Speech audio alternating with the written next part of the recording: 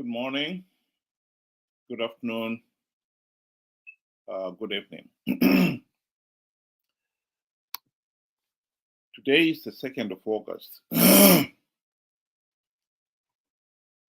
6 years ago, 1st of August, there was a carnage in Zimbabwe following the 2018 elections. Zimbabwe is a failed state, and we are suffering the consequences of that. And one of the main reasons why we are a failed state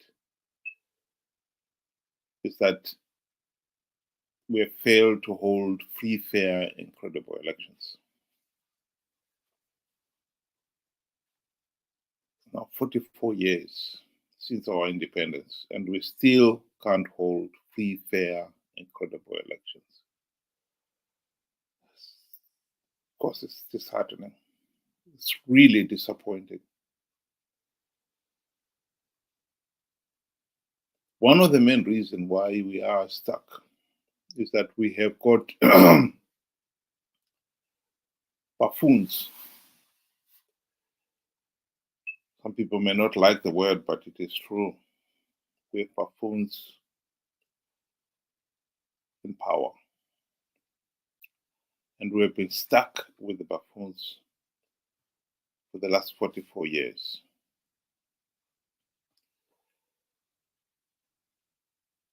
ZANU-PF, for all its posturing, they never really wanted freedom, human rights, justice, and rule of law for all Zimbabweans. Therefore, to aid white colonial rule for the purposes of installing themselves as the new oppressors. That is at the heart of our problem.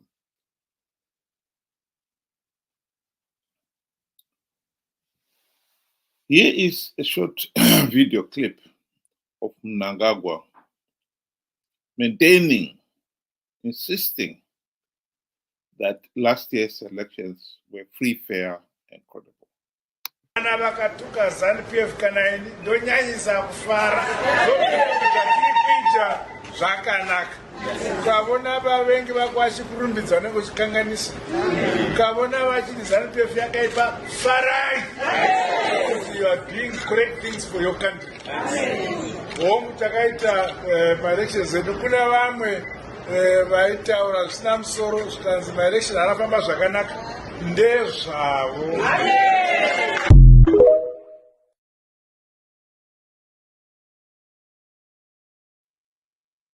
The elections were condemned by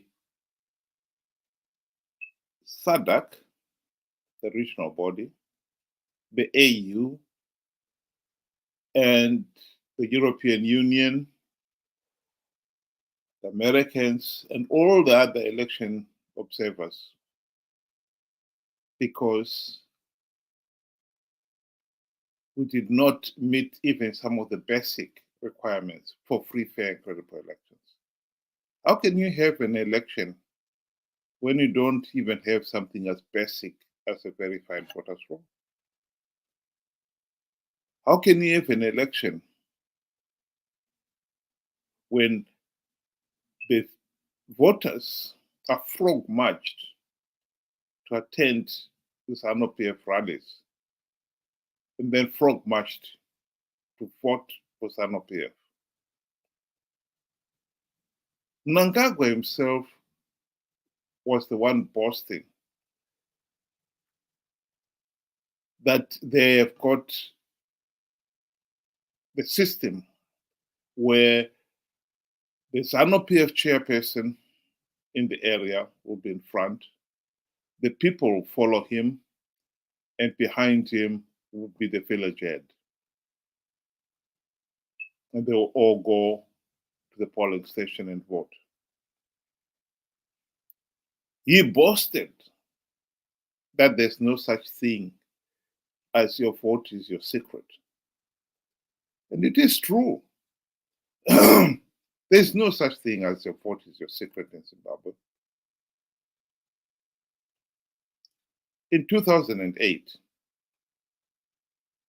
there were about 10 polling stations in each parliamentary constituency.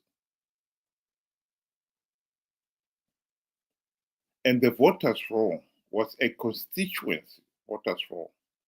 That means anyone in that constituency could vote in any of the 10 polling stations. ZANU-PF has changed that.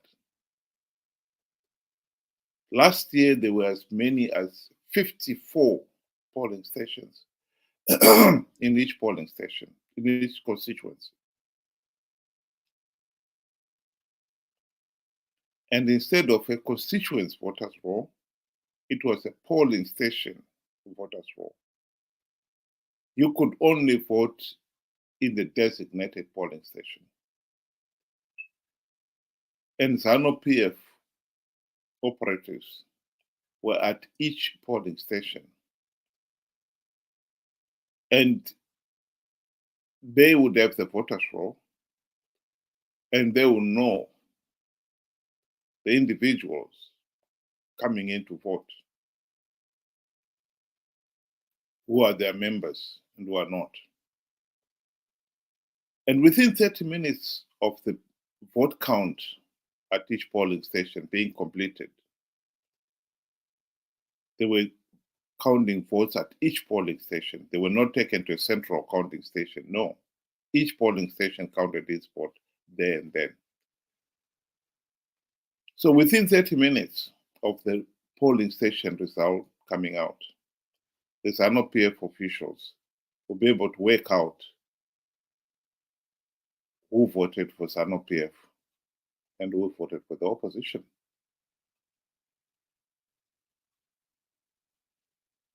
Particularly in the rural areas. How can such a process be a free, fair, and credible process? And so Mnangagwa's persistence that the elections were free, fair, and credible make us believe. In the past, he had blamed the West, his detractors, as he called them. But last year, even SADC's own election observer team noted that the process was flawed. The Continental Election Observer team also noted that the process was flawed. Now, are those also his enemies now? We have got a situation here where we have got a regime that honestly believes that they have the divine right to rule the country. And they'll do whatever is necessary to win elections. The regime is holding the nation to ransom. There can be no denying that. Here's another video clip of Margaret Longo explaining that very point. They have wrong priorities, especially the current government. How can you go and build an airport which services a few people, and the majority are the elite and the so-called investors? Look at the rural. I made you come to interview me because I wanted you to have the experience of the roads that we are using. If we go today to our hospital there, you feel pity with that's a hospital in a rural area. If we go to our clinic, you feel pity. We have no piped water here. Do you know the reason why the rural people vote for ZANU-PF? One, they're intimidated. Two, the policy is that the rural people should remain poor and subservient to the government. They should remain poor, because if they remain poor, they continue singing the song for their master. This is why these people have been impoverished. It's for a reason. Kuti the moment, if you economic empower these people, they'll go out of hand. ZANU-PF will never have control over them.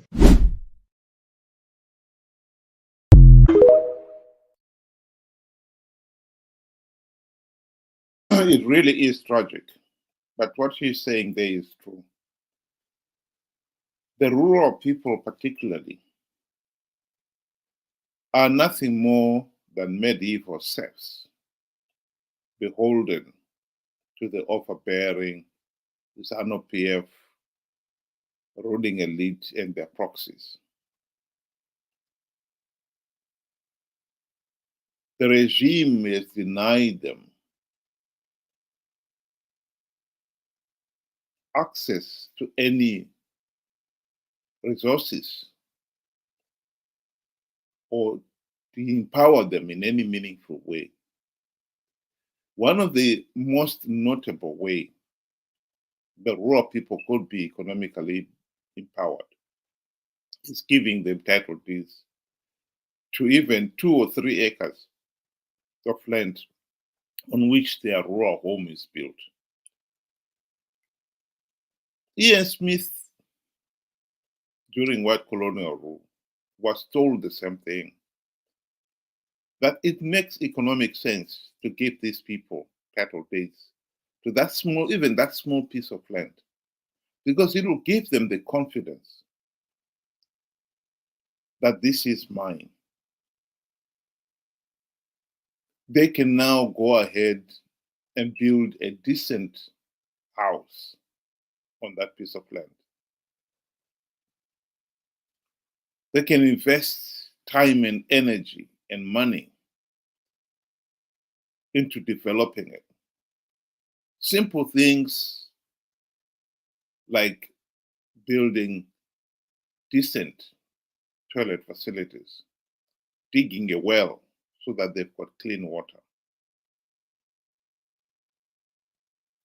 and grow fruit trees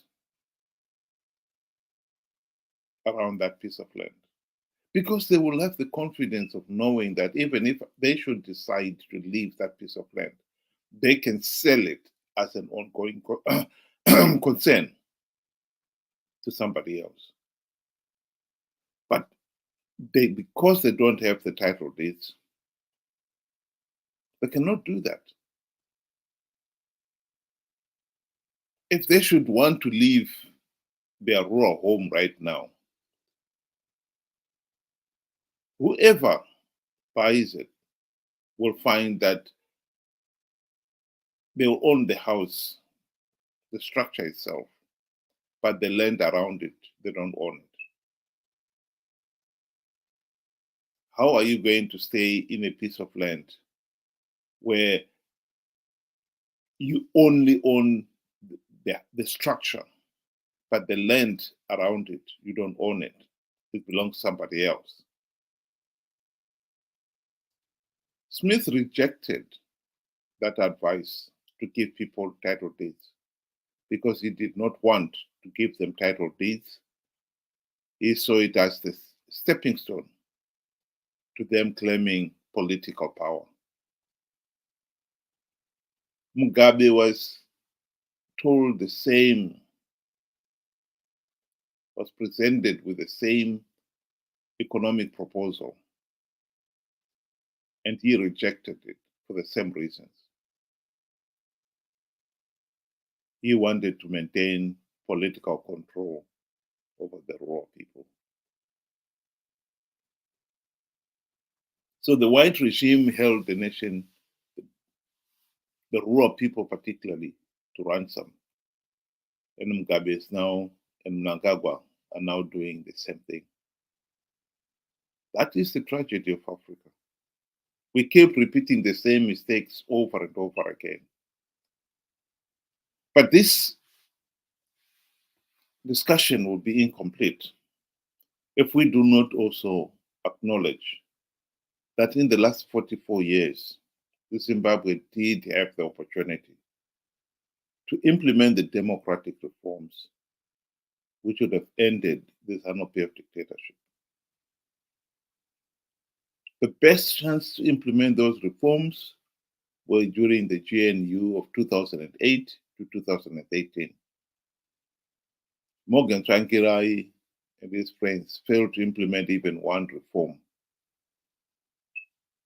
because they were corrupt. Mugabe bribed them during the GNU with the trappings of high office, the E-Class Mercedes-Benz limousines for ministers, the very generous salaries and allowances, and for Morgan Tsvangirai himself, the $4 million Highlands mansion. And the MDC guys forgot about the reforms. And worse still, they've been participating in flawed elections out of greed. This is what David Coulthard admitted in his book, that the 2013 elections were so flawed, so illegal, that the only logical step was to withdraw. Why did he not withdraw? There is the answer. They could not withdraw because MDCN feared that if they did, MDCT would participate and win the few Gravitrans seats available and give the process legitimacy. So they participated in the hope of winning their share of the Gravitrans seats. This has been at the heart of our failure to end the ZANU-PF dictatorship. We have the opposition that has been participating in flawed elections, knowing fully well that the process is flawed, knowing fully well that by participating, they'll be giving ZANU-PF legitimacy. But they've gone ahead anyway, out of greed.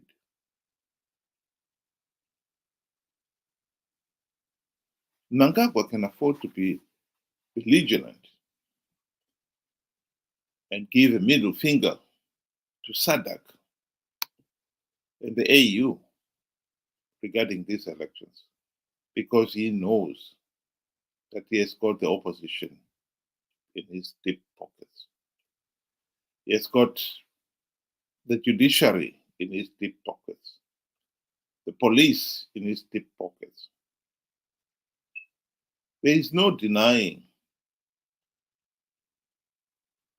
that many of the intelligentsia in Zimbabwe have worked with ZANU-PF to establish and maintain the de facto one-party state we have got in the country today. One of the disappointing things is that the ordinary people themselves have been slow to realize that the opposition is selling out. Here is an interview where Chamisa was cornered and they had to admit of his lying. Ende patakasangana na Trump akatibvunza naye akomana mari yamuri kuda kuti nyika ifambe imari. Serious questions were raised about your behaviour in Washington, D.C. You did see some senior people on Capitol Hill, some Congress people, but you also claimed that you'd seen Donald Trump. You claimed you had a conversation with him in which you said he asked you how much you needed to move the country forward. You told him $15 billion, and he said to you that he would provide the money if you won the election. That was not true, was it? Sangana na Trump akatibvunza naye akomana. It was not true that you'd seen Donald Trump and that Donald Trump indicated to you that he would provide, if you won the election, $15 billion. All those statements were said by other people, not what I said. Trump akatibvunza naye akomana mari yamuri kuda kuti nyika ifambe imari. Well, no, because there is a video which shows you at a rally in January back home in Zimbabwe saying that Donald Trump had pretty much promised you $15 billion. To be clear, because some people in Zimbabwe are still confused, you're now telling me you did not meet Donald Trump. We did not. One of the sad realities in our present political situation is that the opposition blatantly lied last year. Chamisa lied that he had plugged all the vote-rigging loopholes to get people to participate in the flawed and illegal electoral process, which the people themselves should have stayed away from. People believed the lie. That is what is so tragic here. They believed him. And after the elections, of course, he was the first one to say the elections were rigged. And what is so disappointing is that the millions who were conned to participate, nearly 2 million voted for Chamisa, and there's an estimated 3 to 4 million Zimbabweans in the diaspora who cheered and applauded the participation in these flawed elections. Ask those people now, did Chamisa lie?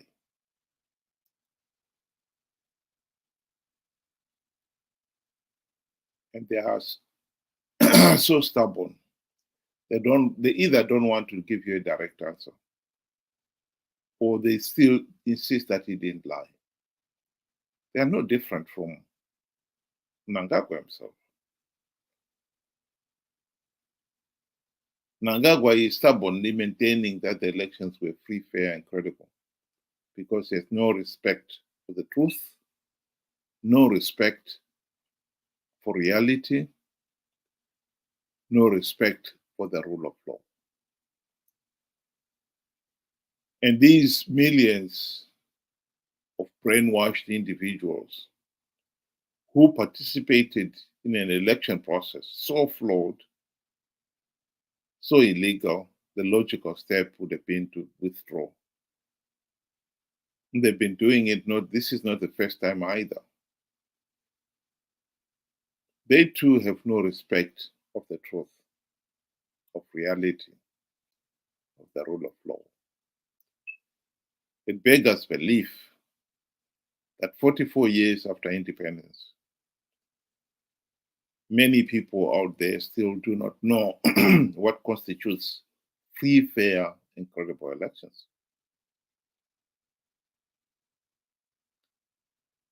That millions should be so naive and gullible that they think CCC could win an election in which the process is so flawed, so illegal, there is not even something as basic as a verified voters roll.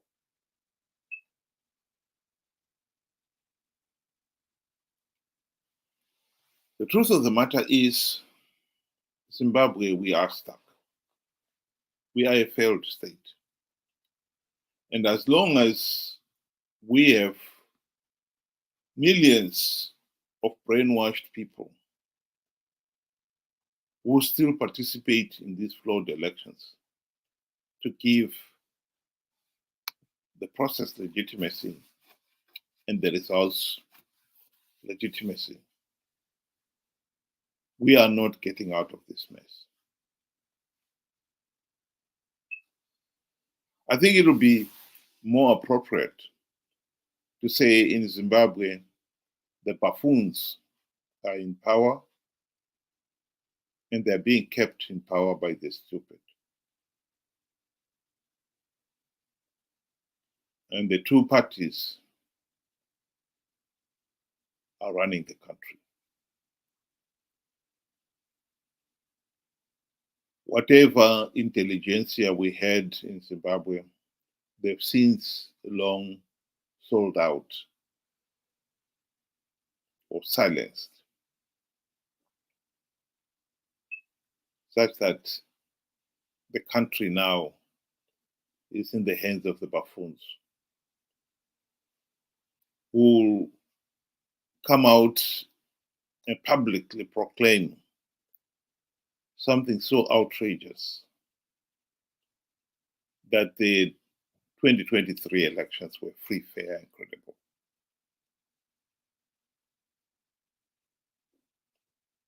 And the brainwashed public would cheer and applaud.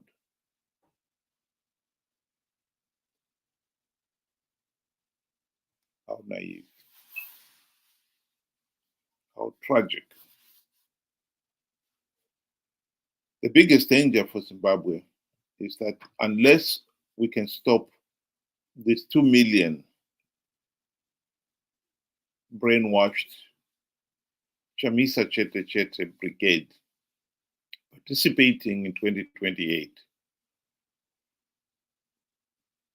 we will be repeating what happened in 2023. Last year, we were saying we've had 44 years of rigged elections. I think in 2028, if we don't do something to stop the Chamisa CCC brigade, we'll be saying Zimbabwe has had 48 years of rigged elections. And no doubt, Mnangagwa or whoever is the ZANU-PF candidate will once again come out boasting that the elections were free, fair, and credible. Food for thought. Thank you very much and have a good day.